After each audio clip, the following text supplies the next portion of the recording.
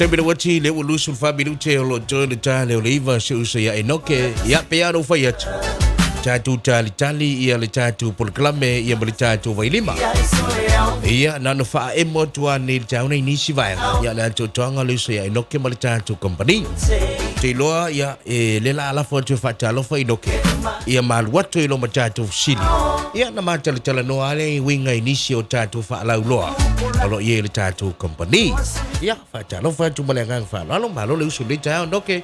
Ia Talofa fono ia fa malu rua tu fa situai men ni tau fa la wasina poloka me la tele ia fa Talofa fo ile tatu le pa ia male malu tatu tu no fa peona fa fonga mai le ni tu la tau ia mai la vai tama matina matua ia o au fa penga lo fa peona no manu fo awase manu ia le tatu tu ia se pa ia la wase o pitoi titi fa peona fa fonga mai le ni tu la tau ia fa Talofa tu fo ia matou pa anga masani peona fa fonga mai le ni tu la tau ia ai mai se lava ia tatou le pe tutulia lava tatou pokala mele ni tau ali fono tau asfereli mai Oni mo le tu le anga fa Talofa la company Samoa Brewries ia male Vailima le ni tu la tau ia te lo fono ia te lo le la ta alu tafsiti ona fa so le ka pokala me ia tu lava no le tunu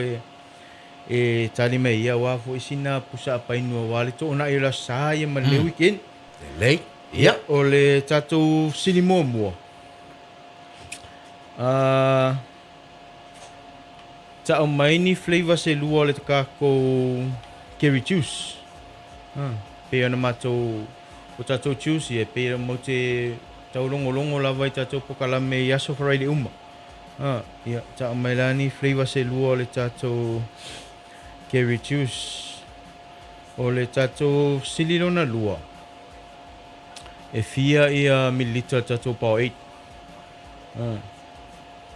fia ia mililita o le tatu pao 8 ia text mai lau tali luna o le tatu Facebook live na ia le Talofa famo ia alo fanga solo le pokala mene tula tai au malo fa tai ole na text mai ni flavor se lua o le tatu curry juice sin momo na fesili lona lua e fia mililita o le tatu power 8 Ropati Stevie Ropati fa mai o le raspberry ma le tomato ia fa vitai ila lio apple ma le mango ia o tari nai lua le umo mai nei tau okay ai sao ia ma Tracy Talofa Tracy o le raspberry ma le apple e ini tali o tali nei o sao fa molea manuta tele io se uma se seki ia o pasi atu lau tau ia lelei wa ni si vaenga abel mole noke ia fono ia nal failo lavo tatu roma san pian mato tau molongo lavai leas fraile mato ile tatu pokala mel malu tai ia o tatu fangwin ia to fa malatu lavar sai so tatu fangwin like titile ia le ono sera milita ono mo mai tau wina lava le maso solo me nei amatanga vene tau sanga ia fai lava sina tele o tatu fangwinu le weilunga market ia ai no le tau longo lava sai so mato fangwin o le ono sera milita ono sera milita le tatu fangwinu like titi ia o le tatu apainu le tonto o ia o le tatu fangwinu tasi te simalua 5 ia male tatu fangwinu 2 lita ia peo sai se lava na lo fa peona tu faina lau company o le Samoa Brewries i vaitele ia male tu fa manatu ia o lo fa peona ma tu faina le L&B le lemon barrel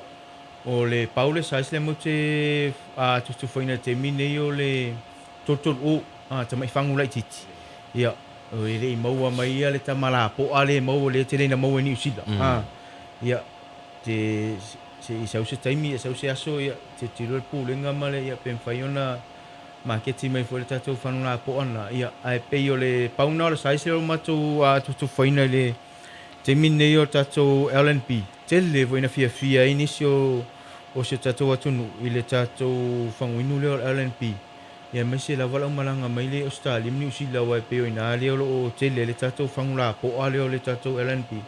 Ia le wang whai lau company o Samoa Brewries o na tutu whaina le tatou LNP nai tono se tatou atunu. A o tatou iei tu lou ngata mai lana le LNP.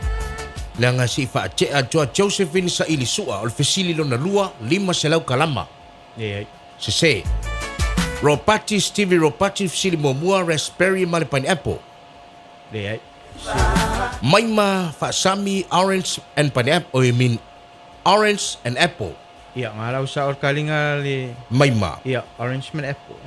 Maima whaamole text mai lau no mela le telefoni whaamole. Ia maima la li tadi o le fesili mua. Silia Ioane 5 se lau mililita. Ia. Tracy Charlie fa se lau 5 mililita. Ia. Herman Guan lua tesi male o lita. Ia se hoi. Whaawitai i la lio i ole apple and curry. Silia Ioane 5 se lau mililita le Powerade. Ia se hoi. Ropati Stevie Ropati tolu se lau tolu 10 lita. Ia. Maima whaasami fesili lona lua fitu se lau 5 mililita. Ia ala. Lau sa o kaka. Ia o lona winga o fesili umai lua wa manu malo ai la maima whaasami. Maima whaamole text mai lau numela se ave lau numela i leu so ia inoke whaamole lava. Ule oi pe text mai lunga o le tatu messenger. Ia po lunga fo le Facebook. Ia mai lau numela. Ia whaaftai. Ia toi lili watu la wai lewa mawale. Tale le tatu sili. Ia toi lili watu se o so ia inoke. Ia waftai fono ia pe ona whailo tapo kalame ilas whailo o tea. Ia le tatou pia. Le tatou Vailima laka leo wha pe ona toi ngā osi tonu si tatou atunu. Ia o se talafia fia le tatou atunu. Ia na ua mata distribute aku nei. Ia le tatou pia fau. No inga sau se taimio nei aso ia o wha pe ona maua e tatou whale o loa. Pa e le o tatou whale o loa uma. Ona lea whatoa a mata ona distribute nei le tatou Vailima laka lea 355. 355 mililita. Ia o lea ua whapea ona tustu whaina tulunga kako maketi i le aso. Peila ona ia ia tatou whaleoloa ia. Mua wālawa ia le se apa o le weekend. Ia o tatou whaleoloa ia le lo whapea ona maua i se taimi o le aso le tatou apa lea 355 mililita. I le anga i le tuai whale alidi, le atu whale alidi. Ia, o loo maua i le tatou ANJ nei nai poutas i talani o le whale mai. Ia le tatou apana 355. O le tatou apana le na whapeona nongolong pui lia tuai pere tatou atunu i tatou pokalame ia. O le tatou lakana le olo whapeona to e ngā osi tonu o tatou atunu. Maua lai le saisa 355 mililita. Ia o inga i le whaleoloa le whiunga ia wau Iva Filippo. Ia mai seo le uso ia sina pati ina i sale ilua. O tatou whaleoloa langa e tōru olo whapeona maua le tatou pia se taimi o le aso le tatou apana. Ia o le anga ia tūlei le atua le pata. Ia o lo whapeona maua ina i le tatou whaleoloa na o 4A simo o le alo manu. Ia o pāle pastoa i sale apanga. Ia ma le mo i sale au mua. Tatou whaleoloa lana ina i le atua le pata lo whapeona maua i le tatou apana i se taimi o le aso. Ia o le anga ia tūlea i le atua ana. Ia tasi lava le tatou whaleoloa lo whapeona maua i le tatou lakau te ilona maua nafi. Ona sa whapeona whai le whaatau le anafi. Ia o le whaleoloa le whiunga ia le au Pepe Helen. Ina i fasto. Ia. O ina la na usua na maua le tatou apana 355. Ia o ina i tono le taulanga. Ia tasi lava tatou whaleoloa i matau. Tūle olo whapeona maua le tatou apale 355. Ia o le tatou whaleoloa le na o le keikei. Keikei le i matau. E o confirm me le uso ia au ngafa. Ia o pauna o le whaleoloa lo whapeona maua le tatou apale 355. Ia o ina i le whanga. Ia a whapeona te fia i lopo fio le whanga na au maua le tatou apale 355. Ia na woe maua ina i se utua finena ina o tuma ina i ngangaifu le whanga ia na ua maua i le tātou apale ato lima ia whaasolo menga i lunga pēsa una i lunga ia te maua ina i le tua fine ia sola ina ia basics ina i le whana ia pe yo tātou whale o loa ia lo whapeona tau whaiwhailo atu ni te au whono ia o tātou whale o loa ia le o lo whapeona maua i tātou apale ia wālawa ia le sina whamalostino le weekend ia o le o tau whaiwhailo atu ia tātou whale o loa na lo whapeona maua i tātou apana i le nei weekend manua maua le taimi ele ofisili le fia vatu fa ban mole noke le na eta ua e ye eta tu faloloa ile atu ile atu ali pate ia pole matam tang e ia tatu fale tali malo le ye ole aso o ye ni eta tu ia whaftai whono te iloa o nā ua maua ina i le satonga o te iloa pauna le tali malo na o maua inga i satonga ia au maua le tātou apalakana tō lima o le piua ele ready mal taimi nei ia o le tātou piua ele ready sause taimi sause aso ia o lo tau whanga solo ia mesha la wali ia o le Vailima wala wale to e maua le tātou tofo le tātou piua le na ia sau se taimi sause aso ia na matou sa vali mai foi le mfalau i loa atu le aso e ready le tātou pio wau te lo le tātou pia le o lo toa te le lava ia le malo le tunu o lo whapea ona whatatari e ia le tātou Vailima piua wā lava ia le ngā sola nei tau sanga ia ai le i mautu mai se aso ia po se taimi e whapea i ona auti tua le tātou Vailima piua ia aina o le tātou Vailima laka le ua whapea ona auti tua nei le alua o nei tua ma tātou kili ia le tātou apalea ai mo le motele sa fai ia talo tu lau company se on sa ile titi mai la o te lo le meet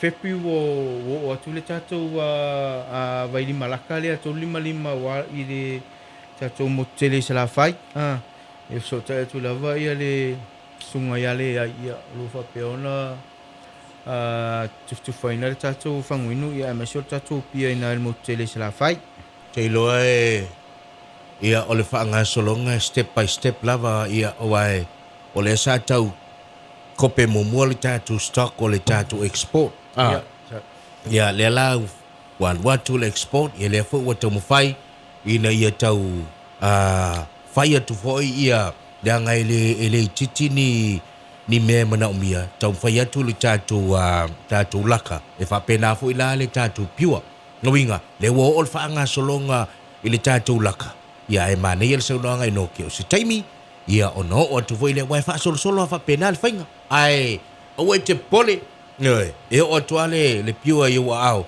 pe au le taimi e wha lauloa i walu atu le tātou piua se 4 minute lo toi ona mai le tātou klame i noke i wa nisi vaenga ia o taifono ia te iloa ia o te le lava ia o le tau whalaulo ina lava o le tātou whanguinu wa e pe o le tātou whanguinu le alua lita le sa whapean whalaulo tau sangalintia ili whaisina lewa tanuna mai o le tātou company le tātou whanguinu le alua lita ia o le teimin nei ia ena o le palasi mai lava o le mako konteina makidia fai lava sina te le vave o le alu ia mai se lava o le tātou Sofia fie whatoa umatu ia o na le palasi mai lava o le kako konteina e ma vave le alu ia o lo o tilo e le tātou company i le teimin nei ia o lo o whatari vo i le si mātou konteina wa le tātou whanguinu le alua lita ia e talo toi pe le tātou atunu ia mai se o mātou pānga masan ia lava mai pe leon sa ia o te ilo le e o te fo i le veas fo ia o toi ready ia le tātou whanguinu lua lita ia lo mo o ma tātou flavors ese le tātou whanguinu